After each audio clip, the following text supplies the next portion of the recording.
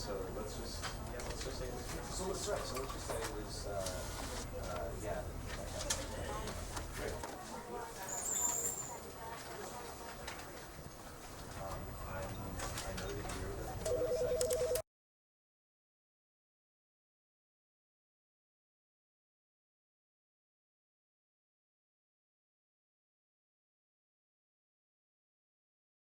This is the story of a man named Stanley. Stanley worked for a company in a big building where he was employee number 427. Employee number 427's job was simple. He sat at his desk in room 427 and he pushed buttons on a keyboard. Orders came to him through a monitor on his desk, telling him what buttons to push, how long to push them, and in what order. This is what employee 427 did every day of every month of every year. And although others might have considered it soul-rending, Stanley relished every moment that the orders came in, as though he had been made exactly for this job. And Stanley was happy. And then one day, something very peculiar happened. Something that would forever change Stanley. Something he would never quite forget. He had been at his desk for nearly an hour when he realized that not one single order had arrived on the monitor for him to follow. No one had showed up to give him instructions, call a meeting, or even say hi. Never in all his years at the company had this happened, this complete isolation. Something was very clearly wrong. Shocked, frozen solid, Stanley found himself unable to move for the longest time. But as he came to his wits and regained his senses, he got up from his desk and stepped out of his office.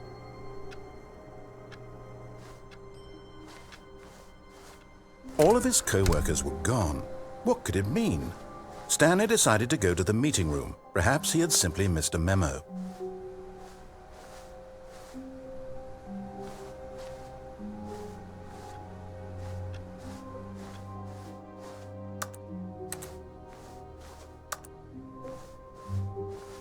When Stanley came to a set of 2 open doors, he entered the door on his left.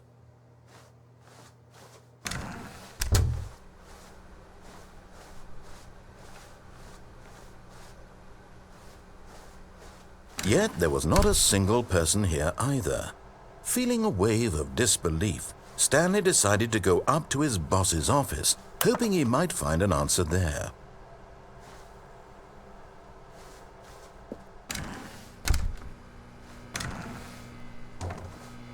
Stanley stepped into the broom closet, but there was nothing here, so he turned around and got back on track.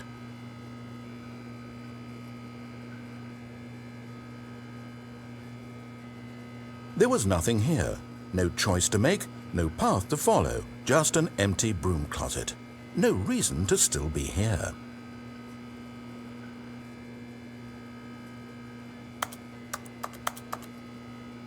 It was baffling that Stanley was still just sitting in the broom closet. He wasn't even doing anything. At least if there was something to interact with, he'd be justified in some way. As it is, he's literally just standing there doing sweet FA.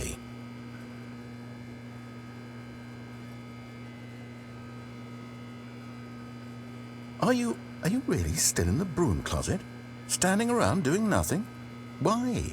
Please offer me some explanation here. I'm genuinely confused.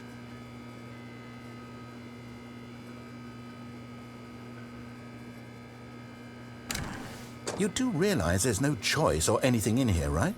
If I'd said Stanley walked past the broom closet, at least you would have had a reason for exploring it to find out.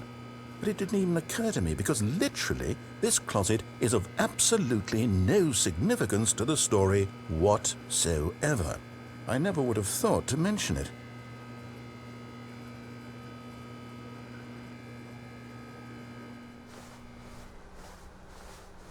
Coming to a staircase, Stanley walked upstairs to his boss's office.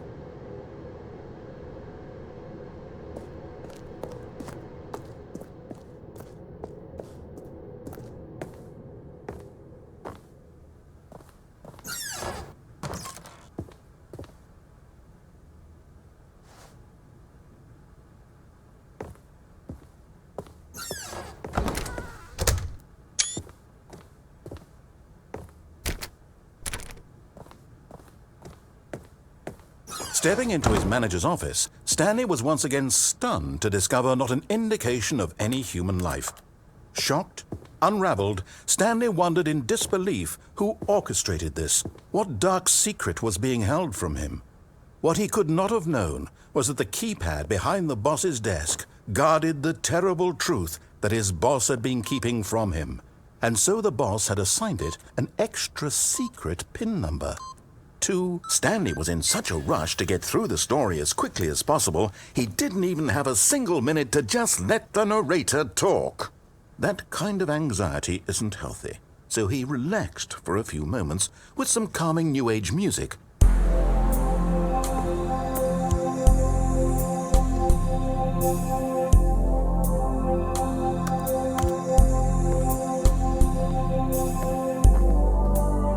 Feeling soothed and rejuvenated, Stanley calmly walked forward into the opened passageway.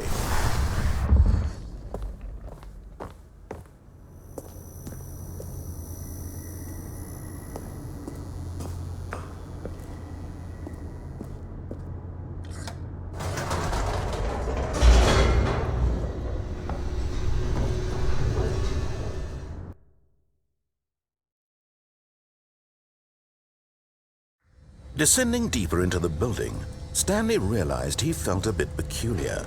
It was a stirring of emotion in his chest, as though he felt more free to think for himself, to question the nature of his job. Why did he feel this now, when for years it had never occurred to him? This question would not go unanswered for long.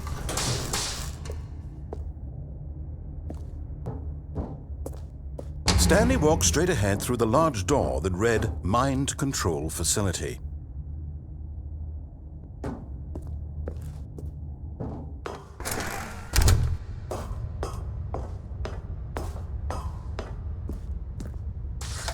The lights rose on an enormous room packed with television screens. What horrible secret did this place hold? Stanley thought to himself. Did he have the strength to find out?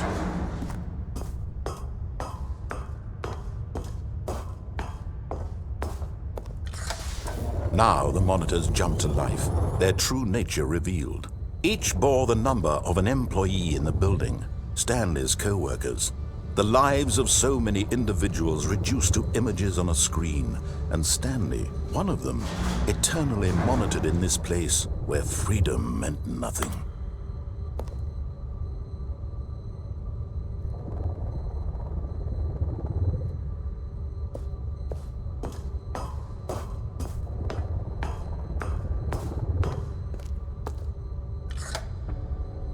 This mind control facility, it was too horrible to believe. It couldn't be true. Had Stanley really been under someone's control all this time? Was this the only reason he was happy with his boring job? That his emotions had been manipulated to accept it blindly? No, he refused to believe it. He couldn't accept it. His own life in someone else's control? Never! It was unthinkable, wasn't it? Was it even possible? Had he truly spent his entire life utterly blind to the world? But here was the proof, the heart of the operation.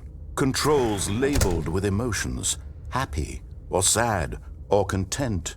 Walking, eating, working, all of it monitored and commanded from this very place. And as the cold reality of his past began to sink in, Stanley decided that this machinery would never again exert its terrible power over another human life. For he would dismantle the controls once and for all.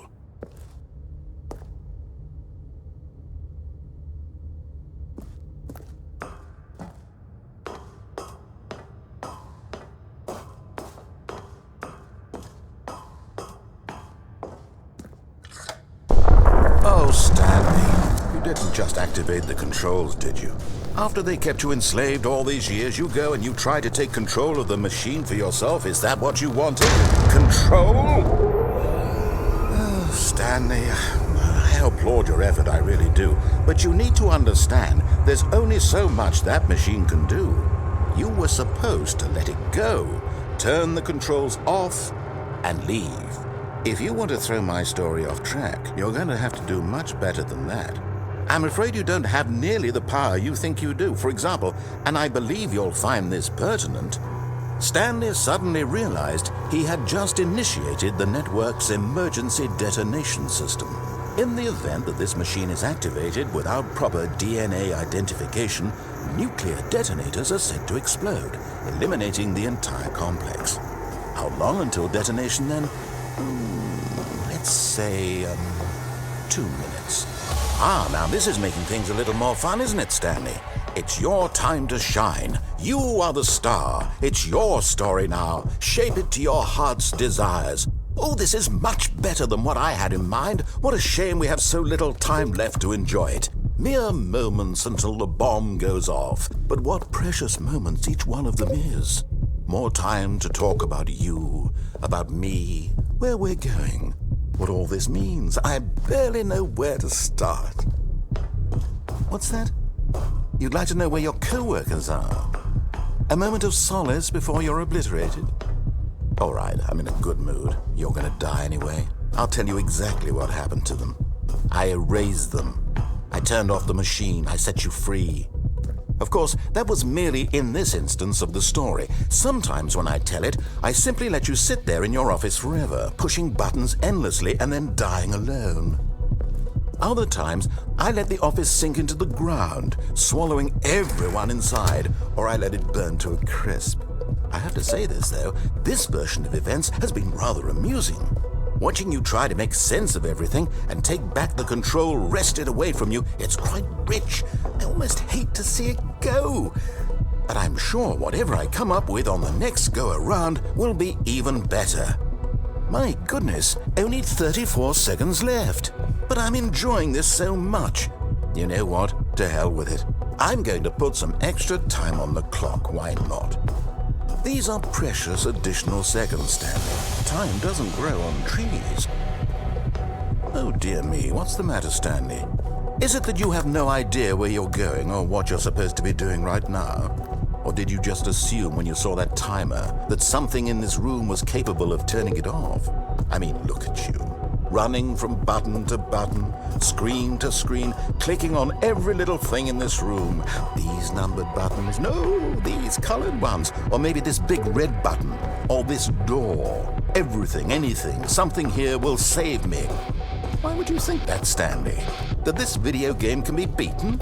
Won? Solved? Do you have any idea what your purpose in this place is? Stanley, you're in for quite a disappointment. But here's a spoiler for you. That timer isn't a catalyst to keep the action moving along. It's just seconds ticking away to your death. You're only still playing instead of watching a cutscene because I want to watch you for every moment that you're powerless. To see you made humble. This is not a challenge. It's a tragedy. You wanted to control this world, that's fine. But I'm going to destroy it first, so you can't. Take a look at the clock, Stanley. That's 30 seconds you have left to struggle. 30 seconds until a big boom and then nothing. No ending here, just you being blown to pieces. Will you cling desperately to your frail life, or will you let it go peacefully? Another choice. Make it count. Or don't. It's all the same to me, all a part of the joke. And believe me, I will be laughing at every second of your inevitable life from the moment we fade in until the moment I say, happily ever after.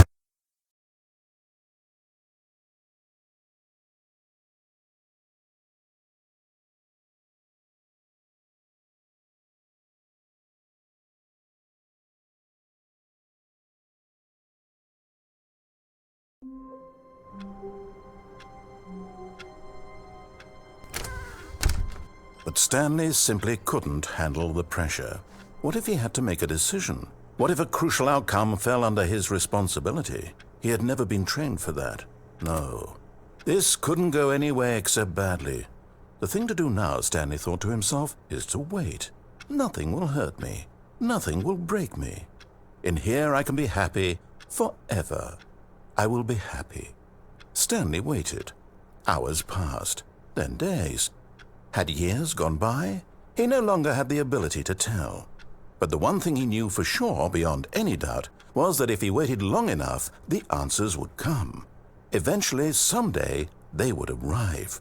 Soon, very soon now, this will end. He will be spoken to. He will be told what to do. Now it's just a little bit closer. Now it's even closer. Here it comes.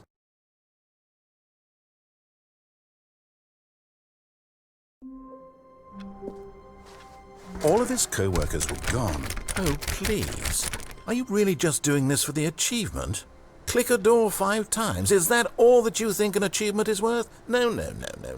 I can't just give these merits away for such little effort. A measly 5 clicks.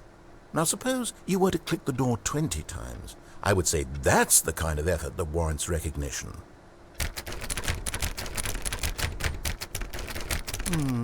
I have to say, I'm still not feeling the satisfaction of witnessing true effort for a noble cause. Perhaps 50 clicks will do it. Yes, almost certainly 50 clicks.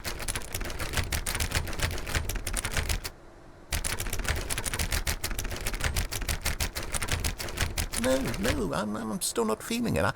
I want this achievement to have meant something. It has to be a true reward for valiant effort. I want to see some hustle, Stanley. I want to see commitment, a willingness to go all the way, no matter what the cost. Why don't you go put 20 clicks into door number 417?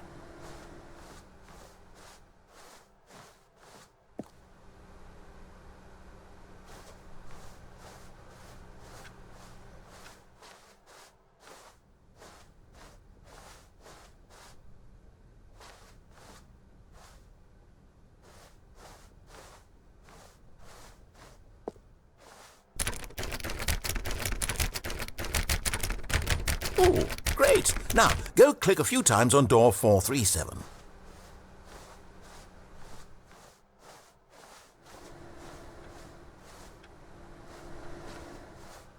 Excellent. I think we're getting somewhere. Now, door 415. Let's give it 10 clicks or so.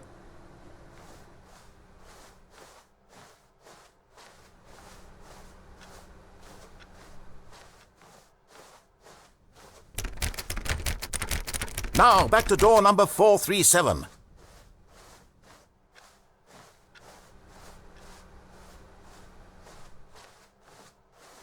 Let's see. How about you click on, well, I don't know, the copy machine?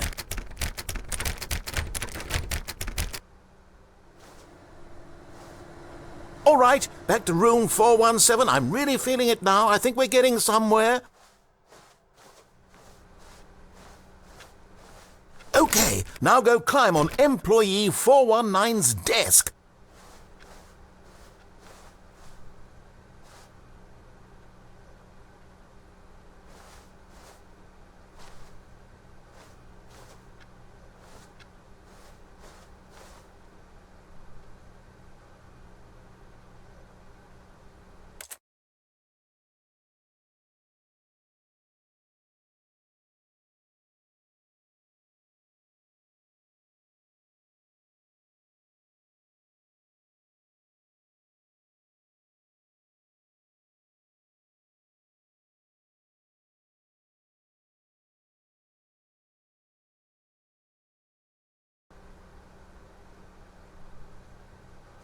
Yes! This is great! You're putting it all on the line, Stanley. I like that. All right, let's keep it up. Go give me a few clicks on door 416.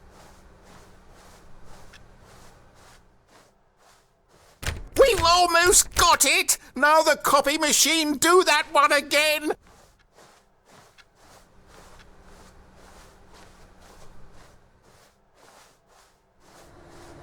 Finish it off, Stanley! 5 clicks on door 430! Yes! We did it!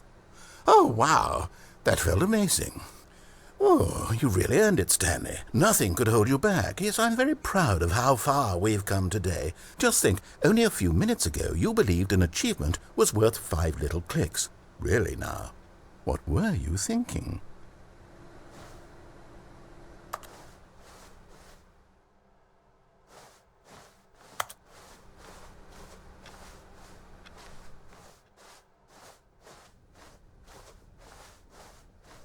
When Stanley came to a set of 2 open doors, he entered the door on his left.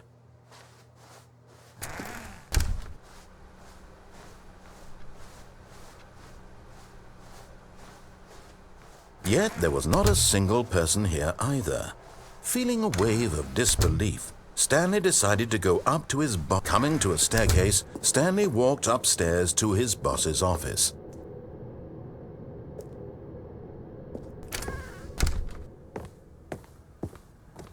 Okay, I think we all know the drill by now. Blah, blah, blah. Dark secrets, the keypad. Stanley pushes some buttons. Oh, hey, look, it's a new passageway. Quelle surprise.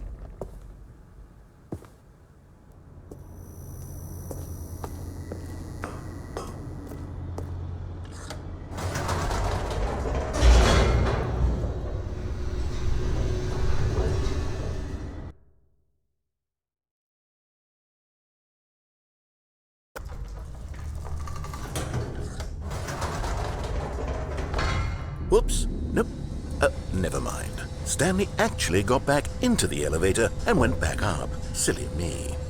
Why did Stanley do that when he knew that it would just lead back to his boss's office? Well, that's a great question. I just can't wait to find out.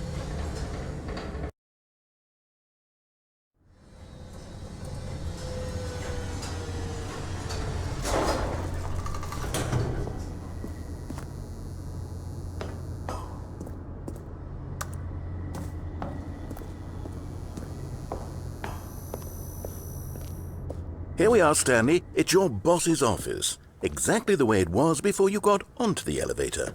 It's still just exactly what it is. What a decision you've made to come up here and look at the office again.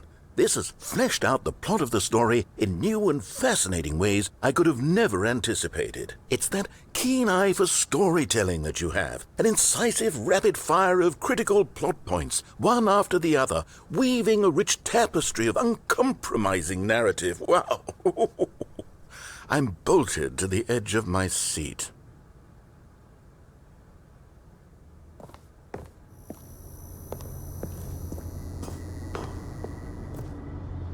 Incredible. Now he's getting back into the elevator and going down again. Ladies and gentlemen, how does he keep coming up with all of this?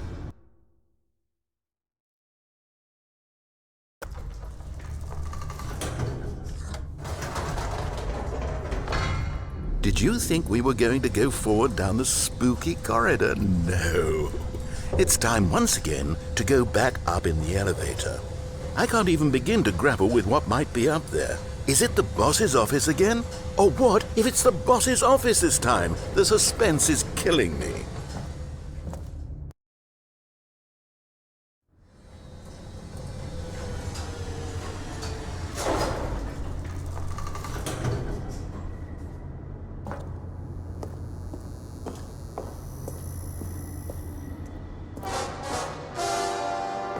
Oh my God, it's the boss's office.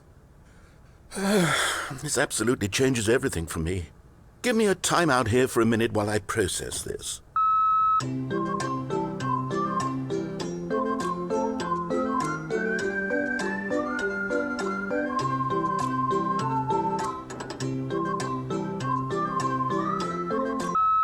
Okay, I'm ready. I'm prepared to embrace this stunning revelation and to move forward with... No, wait. No, I need more time to process.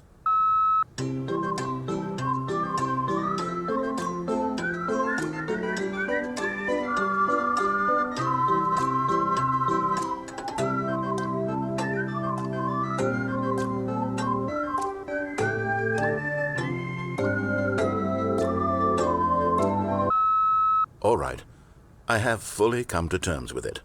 I have made space in my worldview for this astonishing new reality. As before, I turn to your expert eye for gripping narrative, Master Stanley.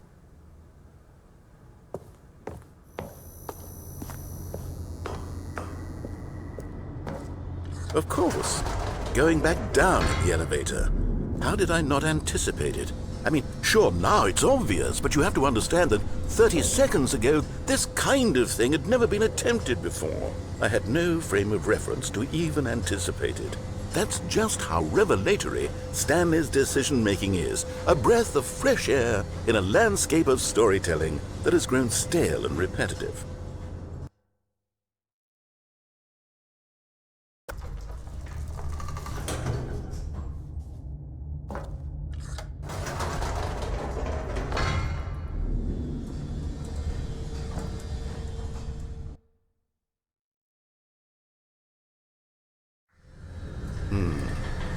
You know what? I've just thought of something. Hold on, let's stop for a moment. Don't you realize? It's the anticipation, Stanley. You and I, we have no way of knowing what will be at the top of this elevator. But the suspense, the agony of waiting and anticipating and having to guess, that's the real thrill. Oh, I simply don't want to let that feeling go. It's so precious, so fleeting. Why don't we take this elevator ride nice and slow? There we go. Isn't this so much more exciting? You know, Stanley, it seems like nowadays the only thing that audiences want is to be shocked as loudly and frequently as possible. They want big, explosive moments flung right in their faces from the very moment that things get started. But where's the tension? Where's the trust in the audience to build a slow and nuanced appreciation for the story, the characters? Why aren't we given time to imagine the surprises, to have to think and to anticipate, and then to marvel at the eventual reveal? This is storytelling, Stanley. What you and I are doing right now. This is the most exciting narrative to be developed in years, and it's really all because of you. You're the one who took this bold step of revisiting the exact same locations over and over. Truly, I mean it. This is unique and different. It's not like anything else out there. You see, I want stories that surprise me, Stanley. I want to have to think. I want to be engaged and not pandered to. We're being fed such unimaginative drivel all the time, and we all know it, which is why we're so starved for content that makes us feel sharp and vital and alive. That's why people like you so much, Stanley, because you're not afraid to spit in the face of tradition. You're a role model, you know?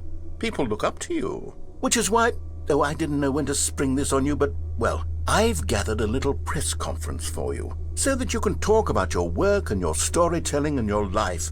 Yes, I know you're not much for the public eye, but I thought it would especially mean a lot to the people who have been following you from the beginning. They really look up to you, Stanley. I don't know if you realize the impact you have on them. This is the kind of gesture that might leave a tremendous impact on them for the better. Oh good, we're here.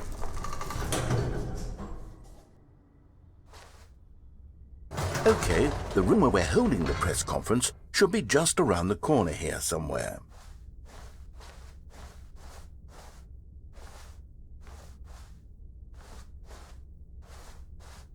Ah, yes, here it is, just through this door. All right, are you ready? I've told them you're going to speak a little bit about the nature of surprise in storytelling and what it means to craft a truly unpredictable narrative. Oh, don't worry, you'll do great. Just be yourself and speak from the heart. I'm really proud of you, Stanley. Okay, it looks like they're ready for you. Go get 'em.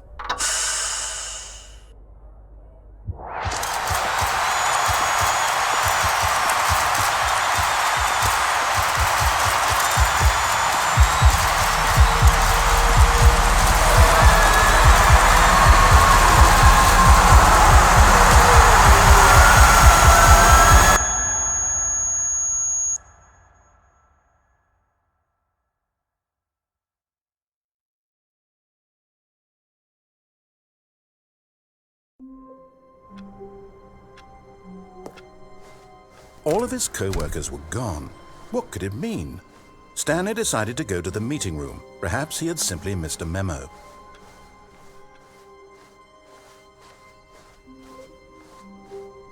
When Stanley came to a set of 2 open doors, he entered the door on his left.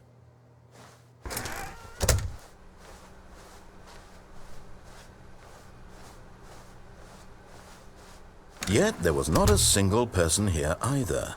Feeling a wave of disbelief, Stanley decided to go up to his boss's. Coming to a staircase, Stanley walked upstairs to his boss's office.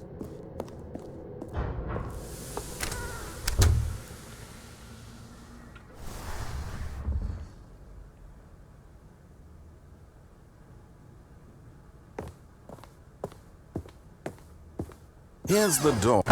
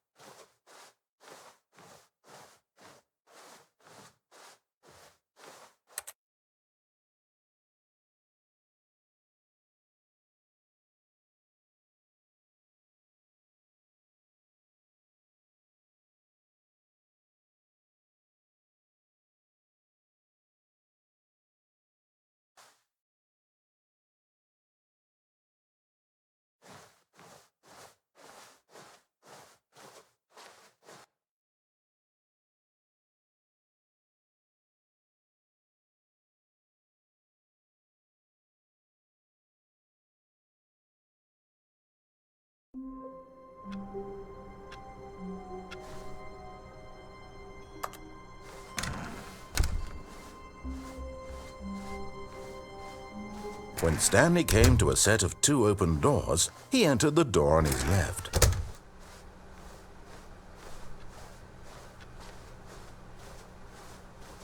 Yet there was not a single person here either. Feeling a wave of disbelief, Stanley decided to go up to his boss's office. Coming to a staircase, Stanley walked upstairs to his boss's office.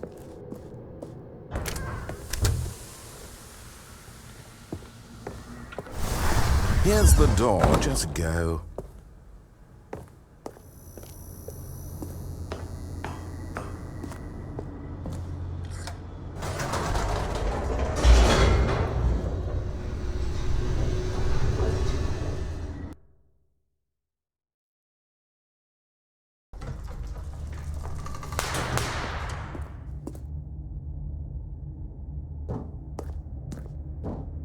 Stanley walked straight ahead through the large door that read Mind Control Facility.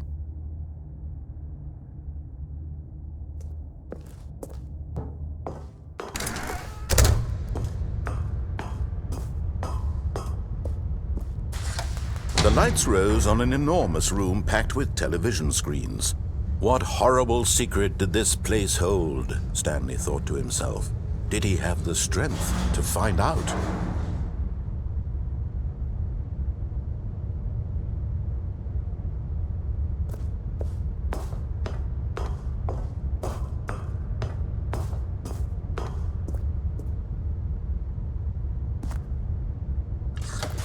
Now the monitors jumped to life, their true nature revealed.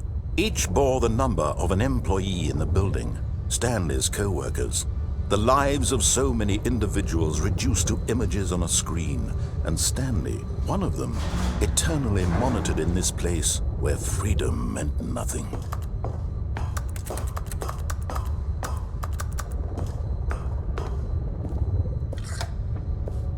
This mind control facility, it was too horrible to believe. It couldn't be true. Had Stanley really been under someone's control all this time? Was this the only reason he was happy with his boring job?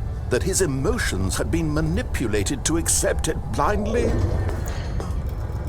No, he refused to believe it. He couldn't accept it. His own life in someone else's control? Never! It was unthinkable. Wasn't it? Was it even possible? Had he truly spent his entire life utterly blind to the world? But here was the proof, the heart of the operation. Controls labeled with emotions, happy or sad or content. Walking, eating, working, all of it monitored and commanded from this very place. And as the cold reality of his past began to sink in, Stanley decided that this machinery would never again exert its terrible power over another human life. For he would dismantle the controls once and for all.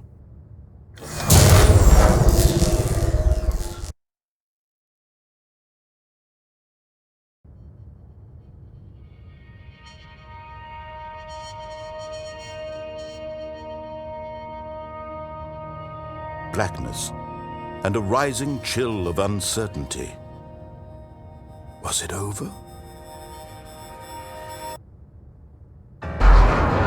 Yes! He had won! He had defeated the machine, unshackled himself from someone else's command. Freedom was mere moments away. And yet, even as the immense door slowly opened, Stanley reflected on how many puzzles still lay unsolved. Where had his co-workers gone? How had he been freed from the machine's grasp? What other mysteries did this strange building hold? But as sunlight streamed into the chamber, he realized none of this mattered to him, for it was not knowledge or even power that he had been seeking, but happiness. Perhaps his goal had not been to understand, but to let go. No longer would anyone tell him where to go, what to do, or how to feel. Whatever life he lives, it will be his. And that was all he needed to know. It was perhaps the only thing worth knowing. Stanley stepped through the open door.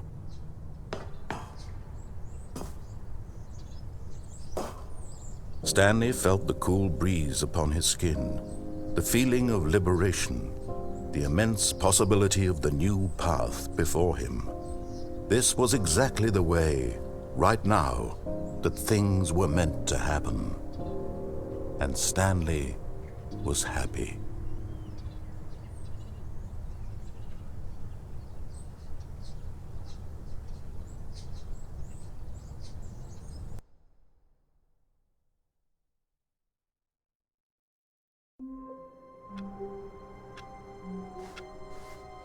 All of his co-workers were gone.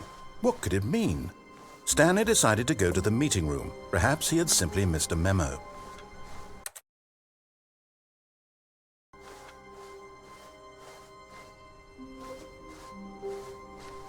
When Stanley came to a set of 2 open doors, he entered the door on his left.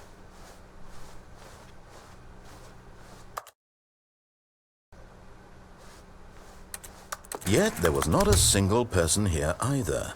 Feeling a wave of disbelief, Stanley decided to go up to his boss. Coming to a staircase, Stanley walked upstairs to his boss's office.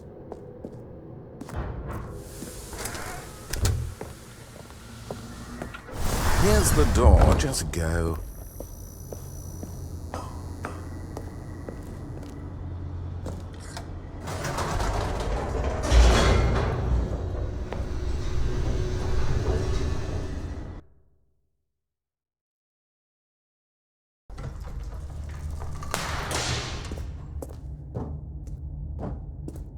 Stanley walked straight ahead through the large door that read Mind Control Facility.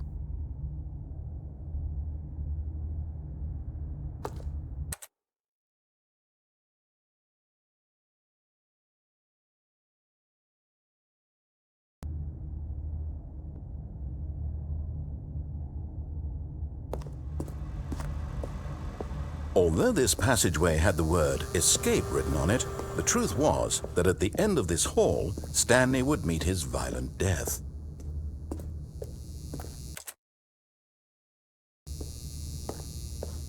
The door behind him was not shut. Stanley still had every opportunity to turn around and get back on track. At this point, Stanley was making a conscious, concerted effort to walk forward and willingly confront his death.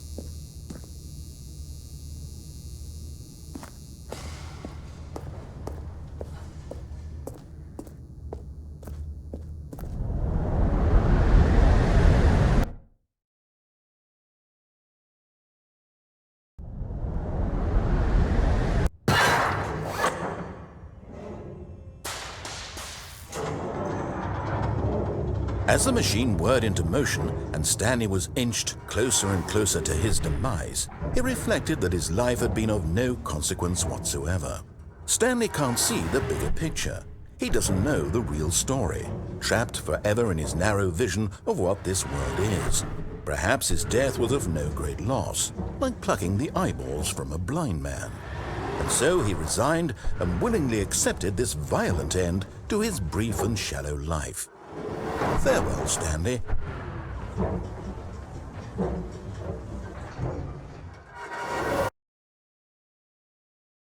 "Farewell, Stanley," cried the narrator, as Stanley was led helplessly into the enormous metal jaws.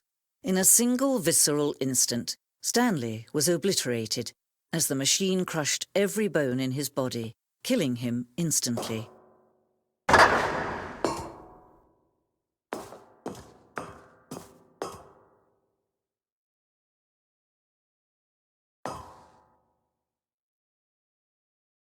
And yet it would be just a few minutes before Stanley would restart the game, back in his office, as alive as ever. What exactly did the narrator think he was going to accomplish?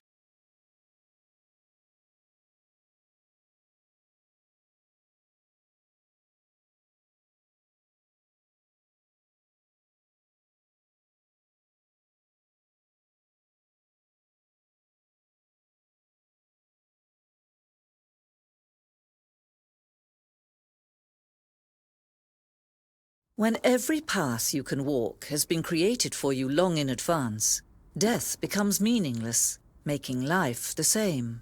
Do you see now? Do you see that Stanley was already dead from the moment he hit start?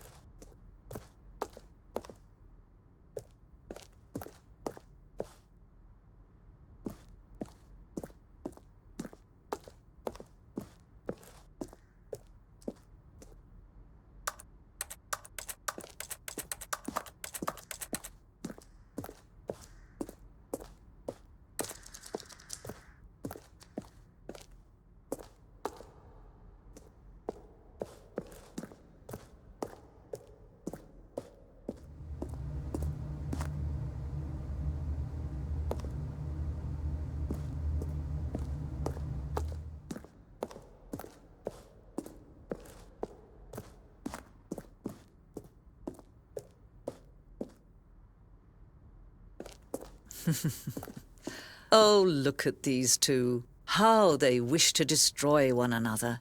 How they wish to control one another. How they both wish to be free. Can you see? Can you see how much they need one another? No, perhaps not. Sometimes these things cannot be seen. But listen to me. You can still save these two. You can stop the program before they both fail. Push escape and press quit. There's no other way to beat this game. As long as you move forward, you'll be walking someone else's path. Stop now and it'll be your only true choice. Whatever you do, choose it. Don't let time choose for you. Don't let...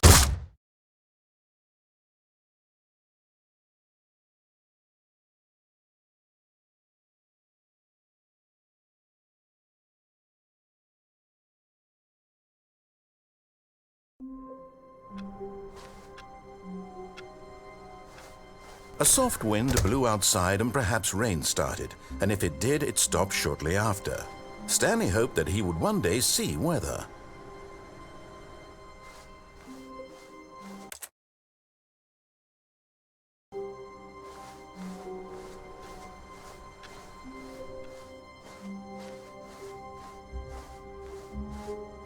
When Stanley came to a set of 2 open doors, he entered the door on his left.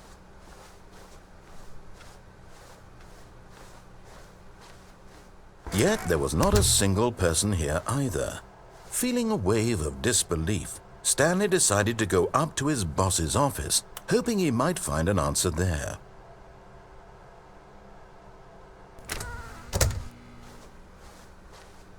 Coming to a staircase, Stanley walked upstairs to his boss's office.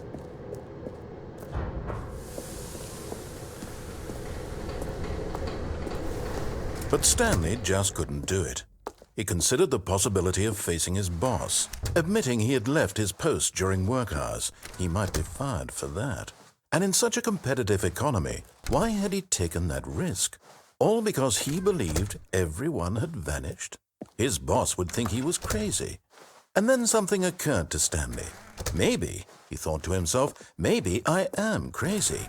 All of my co-workers blinking mysteriously out of existence in a single moment for no reason at all? None of it made any logical sense. And as Stanley pondered this, he began to make other strange observations. For example, why couldn't he see his feet when he looked down? Why did doors close automatically behind him wherever he went? And for that matter, these rooms were starting to look pretty familiar. Were they simply repeating? No, Stanley said to himself, this is all too strange. This can't be real. And at last, he came to the conclusion that had been on the tip of his tongue. He just hadn't found the words for it. I'm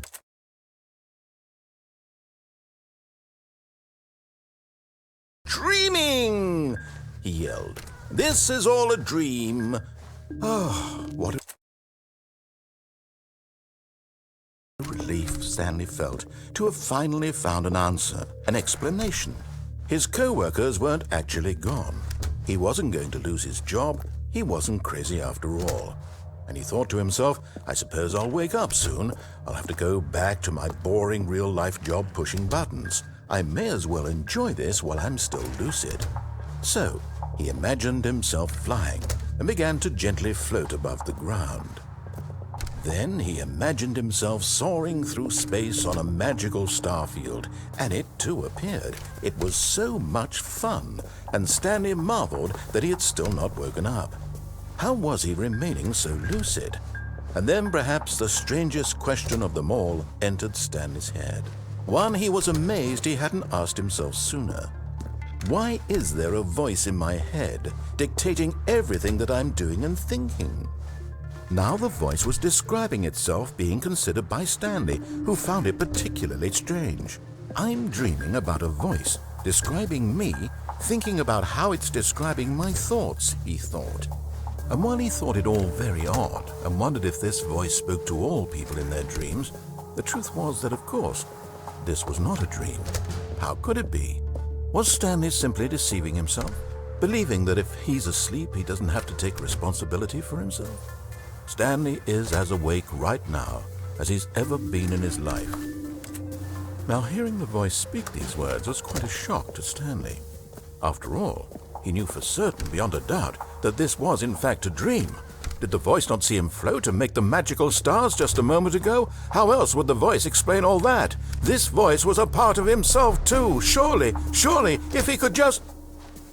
He would prove it. He would prove that he was in control, that this was a dream. So he closed his eyes gently, and he invited himself to wake up. He felt the cool weight of the blanket on his skin, the press of the mattress on his back, the fresh air of a world outside this one. Let me wake up, he thought to himself. I'm through with this dream. I wish it to be over. Let me go back to my job. Let me continue pushing the buttons. Please, it's all I want. I want my apartment and my wife and my job.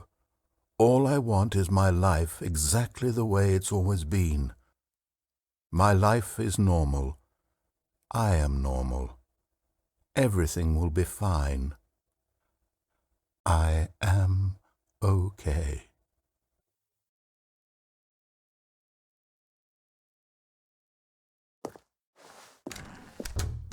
Stanley began screaming. Please, someone, wake me up. My name is Stanley. I have a boss. I have an office. I am real. Please, just someone tell me I am real. I must be real. I must be. Can anyone hear my voice? Who am I? Who am I? And everything went black.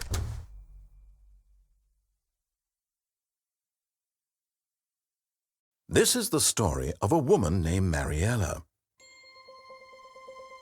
Mariella woke up on a day like any other. She arose, got dressed, gathered her belongings, and walked to her place of work. But on this particular day, her walk was interrupted by the body of a man who had stumbled through town talking and screaming to himself, and then collapsed dead on the sidewalk. And although she would soon turn to go call for an ambulance, for just a few brief moments she considered the strange man. He was obviously crazy, this much she knew. Everyone knows what crazy people look like. And in that moment, she thought to herself how lucky she was to be normal. I am sane. I am in control of my mind. I know what is real and what isn't. It was comforting to think this, and in a certain way, seeing this man made her feel better. But then she remembered the meeting she had scheduled for that day, the very important people whose impressions of her would affect her career, and by extension, the rest of her life. She had no time for this, so it was only a moment that she stood there, staring down at the body. And then she turned and ran.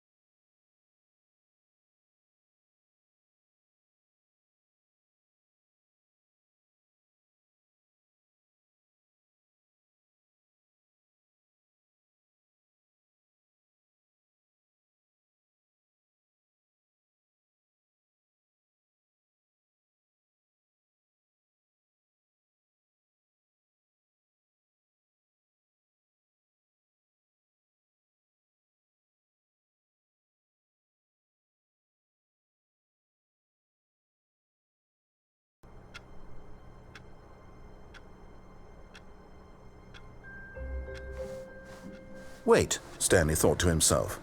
Am I sure that the orders stopped coming in? How is that possible? They never stopped. Surely I was mistaken.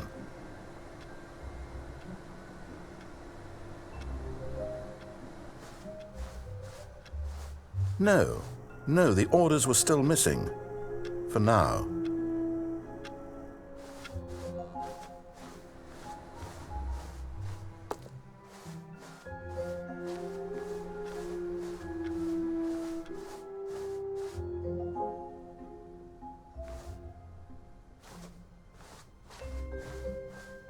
When Stanley came to a set of 2 open doors, he entered the door on his left. This was not the correct way to the meeting room, and Stanley knew it perfectly well. Perhaps he wanted to stop by the employee lounge first, just to admire it.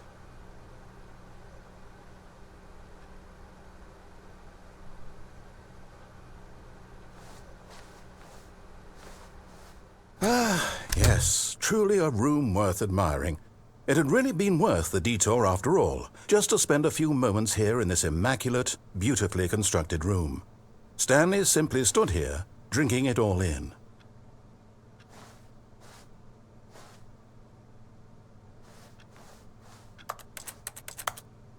Yes, really worth it being here in the room. A room so utterly captivating that even though all your co-workers have mysteriously vanished, here you sit looking at these chairs and some paintings. Really worth it. But eager to get back to business, Stanley took the first open door on his left.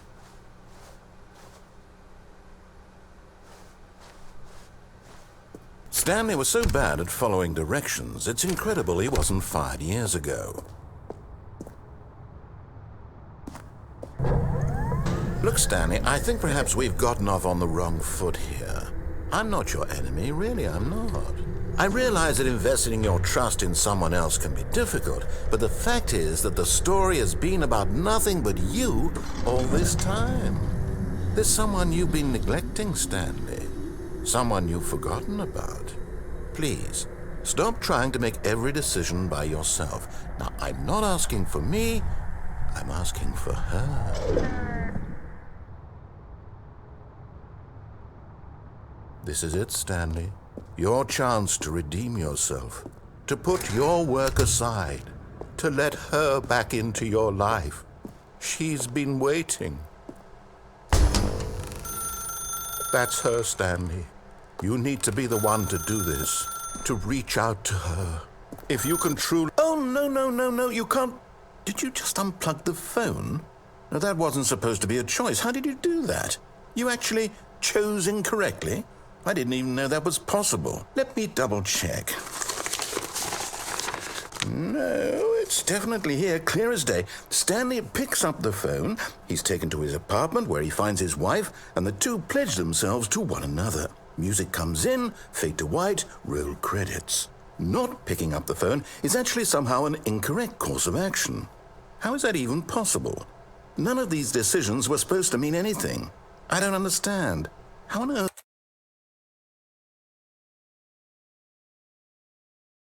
are you making meaningful choices? What did you... Wait a second. Did I just see... No, that's not possible. I can't believe it. How had I not noticed it sooner? You're not Stanley. You're a real person. I can't believe I was so mistaken. This is why you've been able to make correct and incorrect choices. And to think I've been letting you run around in this game for so long. If you'd made any more wrong choices, you might have negated it entirely. It's as though you completely ignored even the most basic safety protocol for real-world decision-making. Or did you not grasp the severity of the situation? Well, I won't have that kind of risk on my watch. I'm going to stop the game for a moment so we can educate you properly on safe decision-making in the real world. Please observe this helpful instructional video. Choice. It's the best part of being a real person. But if used incorrectly, can also be the most dangerous. For example, in this scenario, a hypothetical real person named Rupert has a choice. He could invent a machine that eliminates food shortages across the world to make life better for all people. or he could spend years of hard work forgetting how to read. Which choice would you make? Remember that unlike here, the real world makes sense, and at no time should you make a choice that does not conform to rational logic. If you find yourself speaking with a person who does not make sense, in all likelihood, that person is not real. Allow the person to finish their thought, then provide an excuse why you cannot continue talking. Turn to a partner and practice saying, "My goodness, is it 4:30? I'm supposed to be having a back, sack, and crack." Excellent. Making choices on a regular basis is the best part to a healthy decision-making process. Most medical professionals recommend making at least 8 choices per day. Do you make more than 8? Less? And finally, if you begin to wonder if your choices are actually meaningful and whether you'll ever make a significant contribution to the world, just remember that in the vast infiniteness of space, your thoughts and problems are materially insignificant, and the feeling should subside. At this time, your instructor will guide you in an exercise to test and reinforce the material covered in this video. Welcome back. You may have noticed that this room has begun to deteriorate as a result of narrative contradiction. But not to worry. Now that you're properly informed on good decision-making, we're going to revisit a choice you made just a few minutes ago and see what the correct thing to do would have been. This way, please.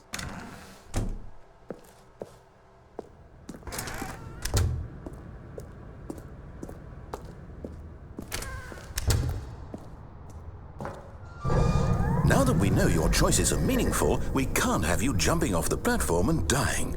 Imagine the main character dying senselessly halfway through the story. That story would make no sense at all. We just need to get you home as soon as possible before the narrative contradiction gets any worse. Unfortunately, it seems this place is not well equipped to deal with reality.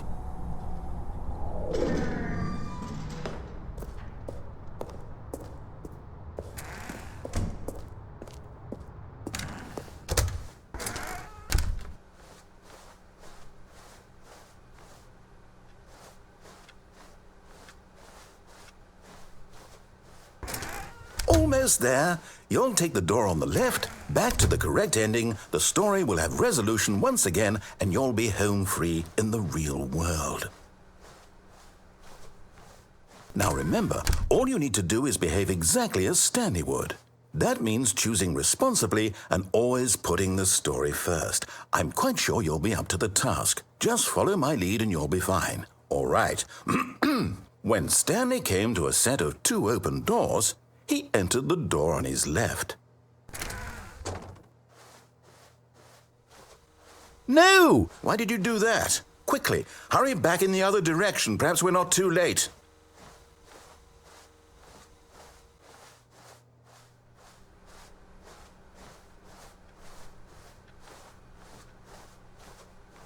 Oh, it's ruined. I can't believe, after everything we talked about, that my story, you've destroyed my work. Why? For what? What did you get out of that? What did you think was so special about seeing the game undone, left here like so much garbage? It's worthless now. And what am I supposed to do? Even if there were a way to continue, would it be worth it? To know that my story is now incorrect? How can I go back to that? I can't erase that knowledge. I'll have to live with it forever, reliving its impossibility forever. I couldn't live that way. Is it better to shut the game down entirely? To willingly destroy all of my work? I don't know. What's the answer? What do I do? What do I do? What do I... No, I have to. I have to shut the game down. I have to. I have to.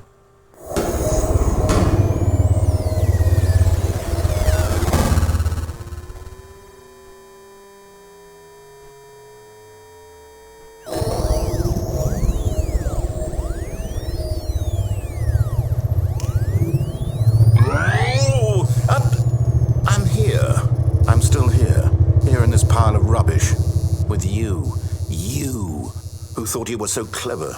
Now look where we are. My entire game is destroyed. It was the only thing in the world that was mine, and you've run it into the ground.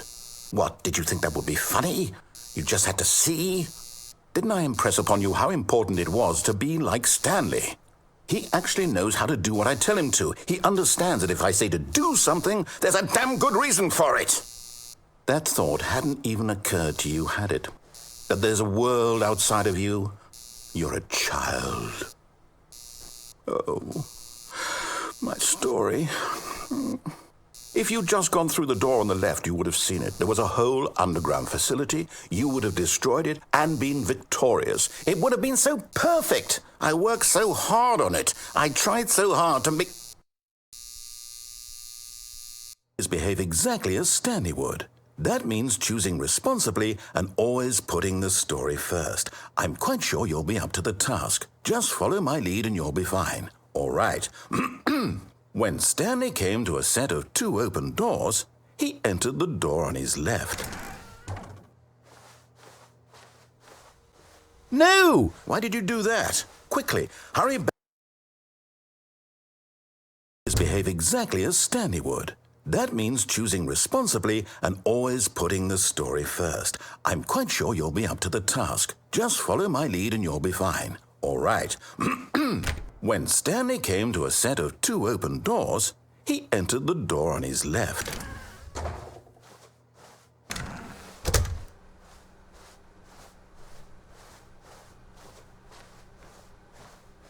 Yet there was not a single person here either. Feeling a wave of disbelief, Stanley decided to go up to his boss's office, hoping he might... Coming to a staircase, Stanley walked upstairs to his boss's office.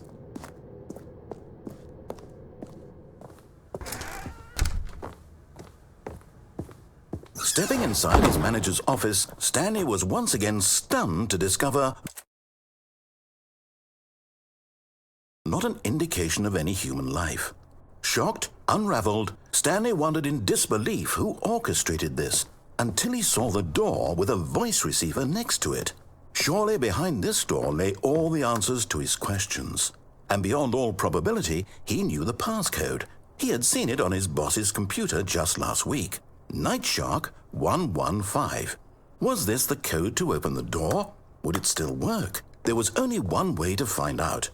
Stanley had been trained never to speak up, but now he would draw from within himself the courage to face the unknown.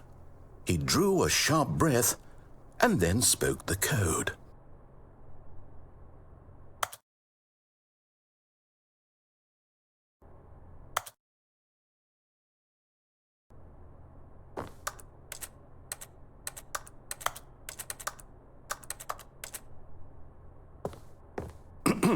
Stanley spoke the code. Nightshark 115. He spoke it into the receiver, right there on the wall.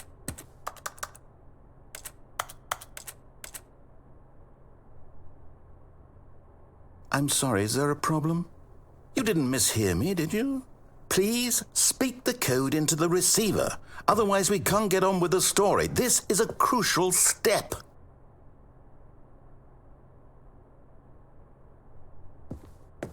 Okay, fine, you're not going to do it, but you know what?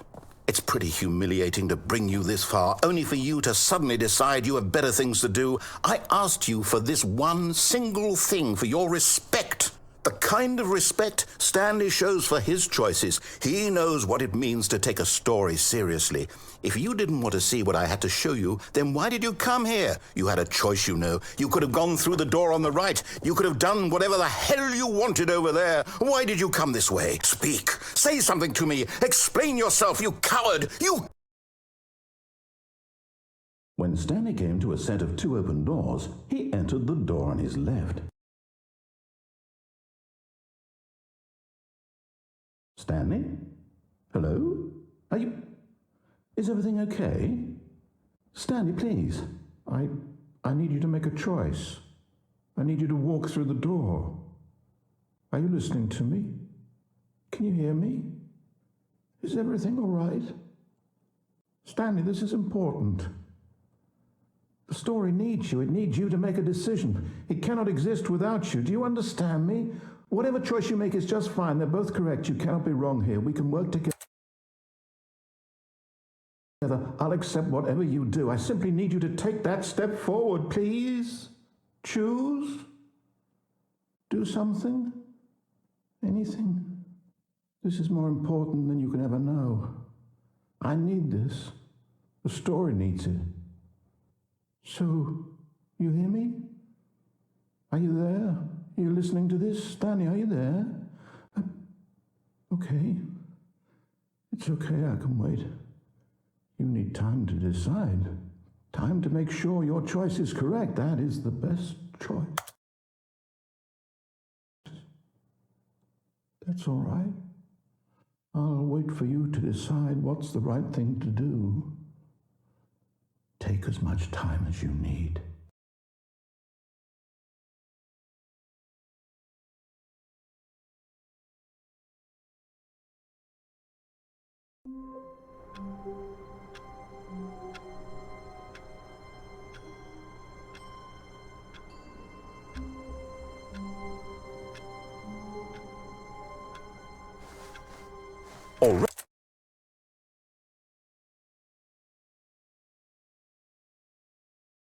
Already this was uncomfortable, and Stanley decided that as soon as he found a new space he felt safe in, that he would never leave it again in his life.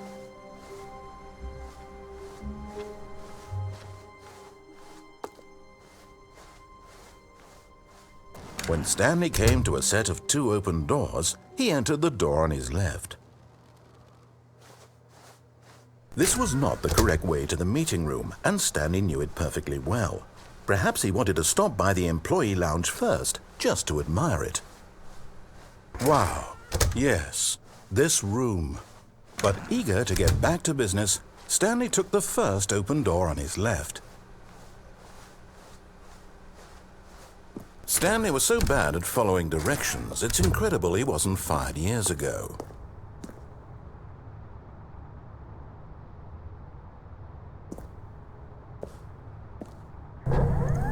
Oh, well, look who's got cold feet. Sorry to break it to you, Stanley, but that lift isn't coming back. You'd best either get comfortable right here on this platform, or test your luck by jumping to the floor below. You know what? Looking at it now, it's not that far to the bottom floor. I bet you can make it.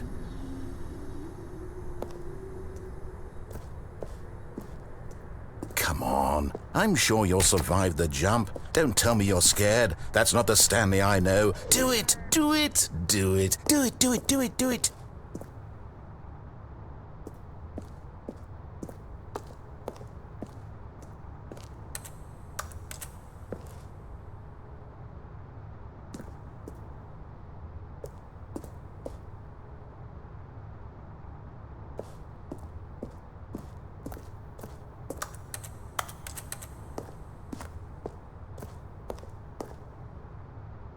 Whoops. Looks like I was wrong. How clumsy of me.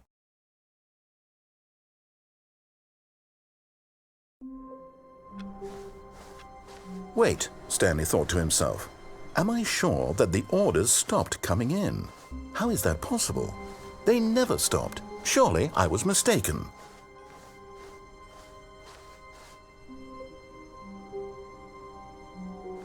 When Stanley came to a set of 2 open doors, this was not the correct way to the meeting room, and Stanley knew it perfectly well. Perhaps he wanted to stop by the employee lounge first, just to admire it. The lounge was sublime, a work of art. But eager to get back to business, Stanley took the first open door on his left.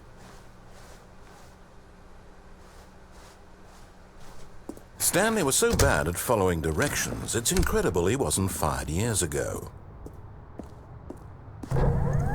Look, Stanley, I think perhaps we've gotten off on the wrong foot here.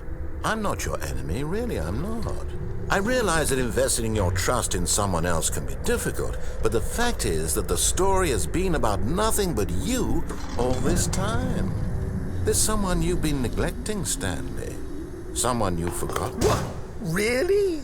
I was in the middle of something. Do you have zero consideration for others? Are you that convinced that I want something bad to happen to you? Why, I don't know how to convince you of this, but I really do want to help you, to show you something beautiful.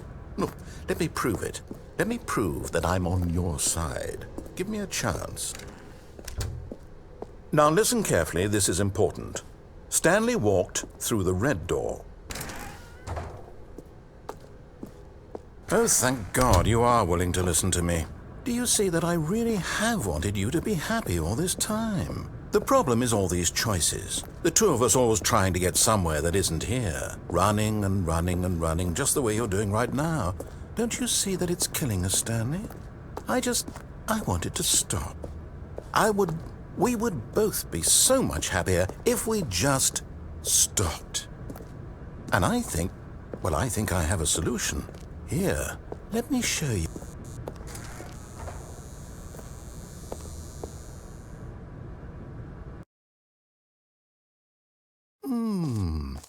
What do we want?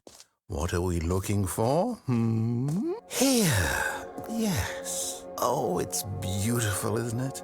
If we just stay right here, right in this moment with this place, Stanley, I think I feel happy. I actually feel happy.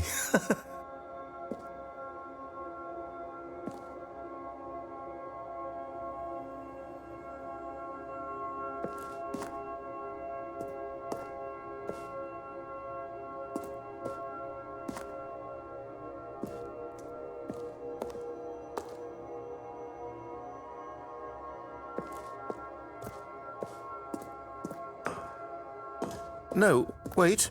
Where are you going?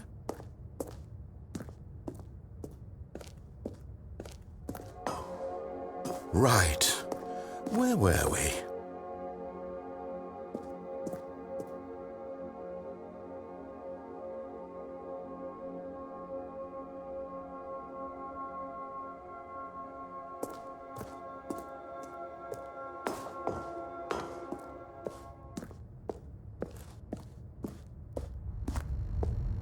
Oh no! Stay away from those stairs. If you hurt yourself, if you die, the game will reset. We'll lose all of this.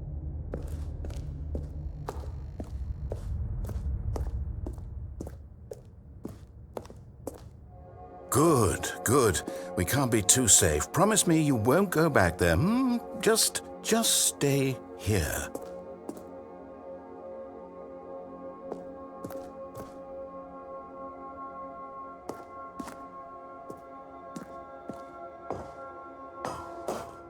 No! What do we talk about? You're risking everything we achieved here. You heard me before, didn't you? You will die! What about this isn't getting through to you? Please, no, Stanley, let me stay here. Don't take this from me. Please, Stanley. No! Oh, thank God you lived. You had me worried. No, what are you doing, Stanley? Please, I'm asking you not to take this away from me. I can't go back to what I was before. If you die, we'll both go back. Why are you doing this?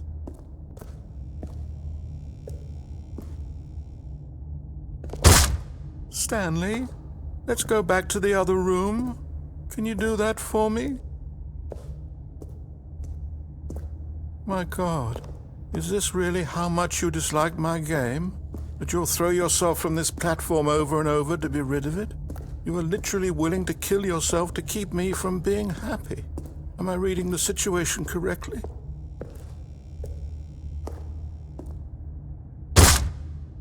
Or maybe you're just getting a kick out of it. I don't know anymore. I just wanted us to get along. But I guess that was too much to ask.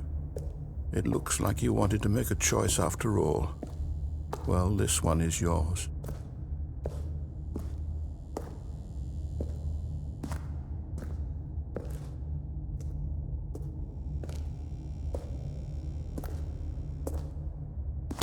Is it over? It's going to restart, isn't it?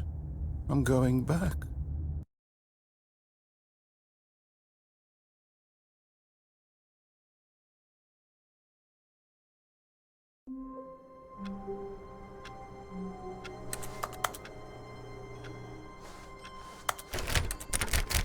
All of his co-workers were gone. What could it mean? Stanley decided to go to the meeting room. Perhaps he had simply missed a memo. No matter how hard Stanley looked, he couldn't find a trace of his co-workers.